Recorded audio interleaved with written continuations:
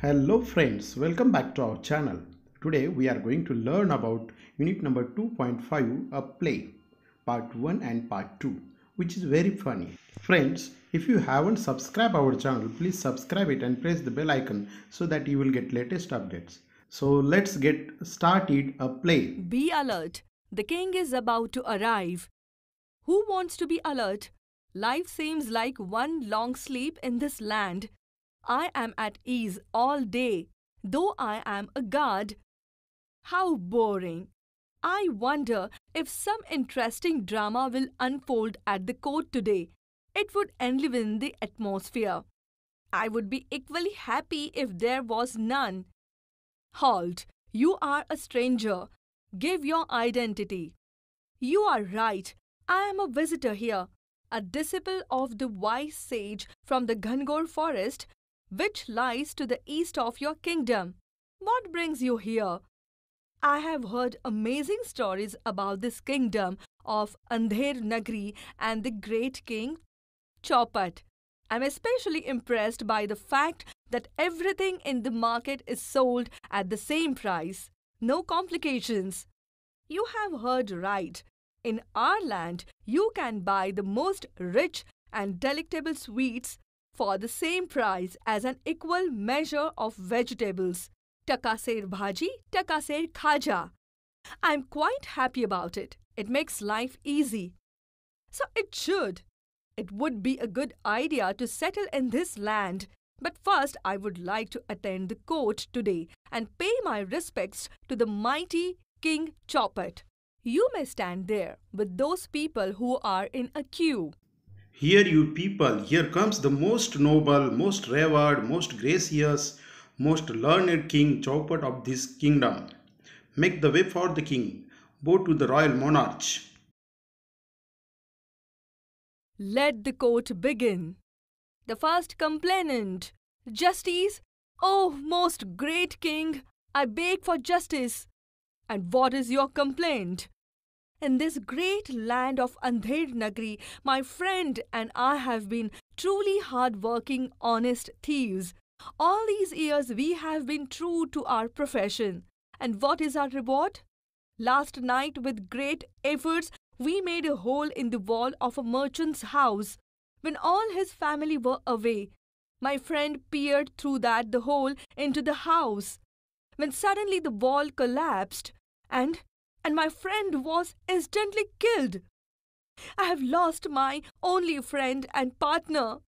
O king, it's the merchant's fault for living in a house with such weak walls.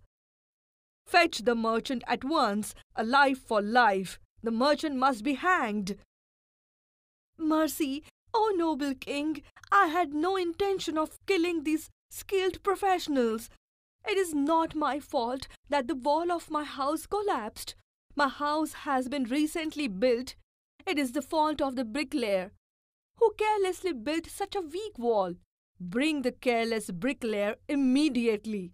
He must hang for his fault. O most kind lord and king, I beg you, don't send me to the gallows. I agree that I built the wall which collapsed and killed a man. But it was not due to my carelessness. The mortar which I used to lay the bricks was of very poor quality. There was too much of water mixed in it. It is entirely the mortar maker's fault. Summon the mortar maker at once. He must pay with his life for his thoughtlessness. Forgive me, O merciful king. Please do not hang me to death. I have a wife and 2 young children. Who will look after them? Your carelessness has cost a life. You must pay with your life. No, my royal lord, I am not to blame. The pot which I used to pour water into the mortar had an extraordinarily large mouth. So excess water poured down into the mortar mixture. I was helpless. It is the potter's fault for making such a useless pot. Let the potter be brought here at once. He must be executed for moulding such useless pots. Your Majesty, show mercy to this humble potter. I agree the pot I made and sold to the mortar maker was a defective one, but I am not guilty.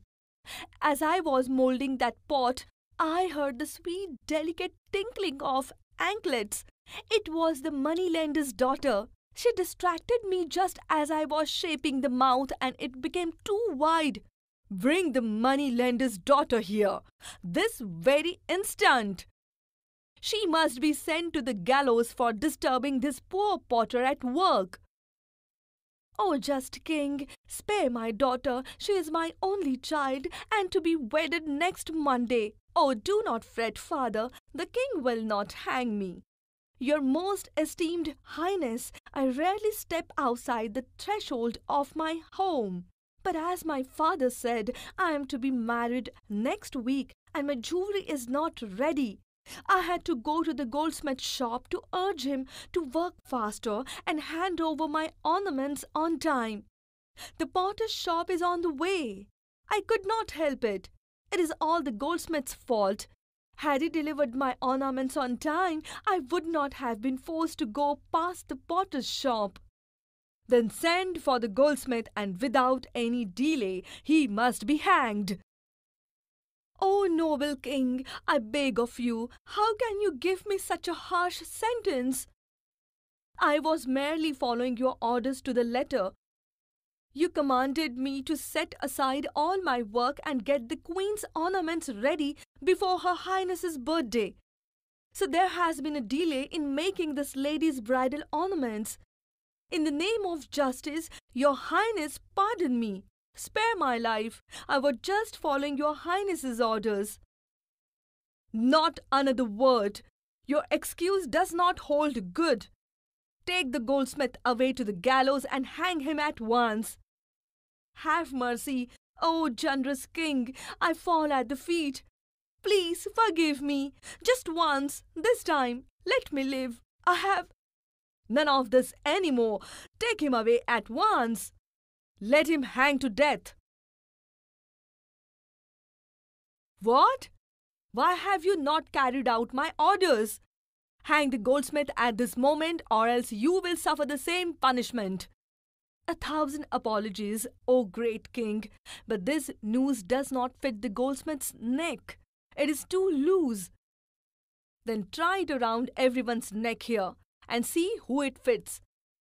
Whosoever has a neck of the size of the noose must be hanged.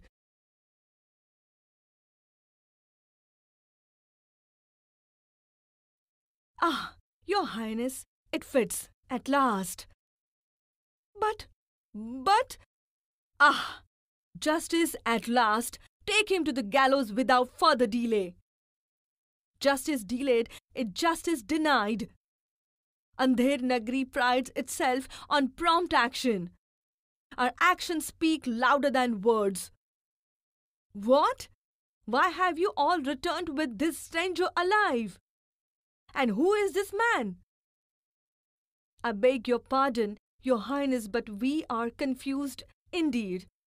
This old man rushed toward us as we were about to hang the young stranger and begged and pleaded that he should be hanged instead. At first we thought the old man had lost his mental balance. What sane man would wish to suffer such a drastic death willingly? But this young man says that he is a wise and learned sage from the forest yonder, and he himself was this man's disciple.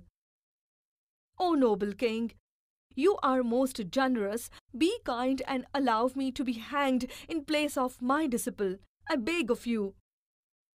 What a strange appeal! And why does such a wise and holy man wish to obstruct the course of justice? May I ask? Your Majesty, the truth is... No, I cannot say it. I demand an explanation, or I shall not have you hanged in place of your disciple. You see, it has been predicted by the great prophets. No, I shouldn't say this. Speak out at once or your disciple will be hanged.